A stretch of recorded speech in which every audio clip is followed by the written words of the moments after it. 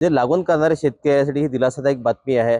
कारण काय तर गेल्या काही दिवसापूर्वी जे आहे अकोला जिल्हाधिकाऱ्याने एक आदेश काढला होता की वाढती गर्दी म्हणजे रात्री 3 वाजतापासून जे आहे कृषी केंद्रासमोर रांगा पाहायला मिळत होत्या. त्यामुळे जिल्हाधिकाऱ्याने एक आदेश काढला होता की 7/12 आणि आधार कार्ड हे अनिवार्य करण्यात आलं होतं. पण जे आहे काल कृषी मंत्र्यांनी काही सूचना दिल्या, त्यानुसार जो काढलेला आदेश रद्द करण्यात आलेला आणि नवीन आदेश देण्यात आहे की आता 7/12 आणि आधार कार्ड हे अनिवार्य नाही आहे. त्यामुळे शेतकऱ्यांना कुठेतरी लागवण करणाऱ्या शेतकऱ्यांना याचा दिलासा मिळालेला आहे. कारण काय तर त्यांना ठस जे आहे ठमसाठी मोठा जो आहे तो अडथळा निर्माण होत होता. पण आता या निर्णयामुळे त्यांना कुठेतरी दिलासा मिळालेला आहे.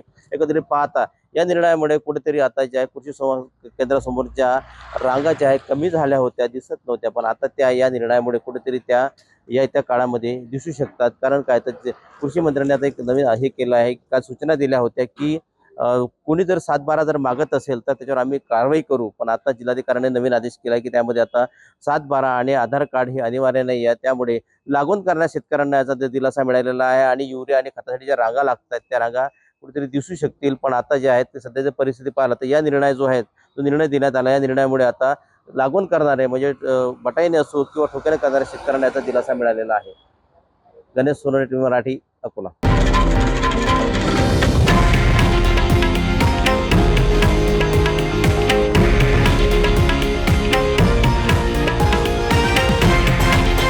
हे आहे देशातील नंबर 1 न्यूज नेटवर्क आणि आपण पाहत आहात TV9 मराठी, एकमेव.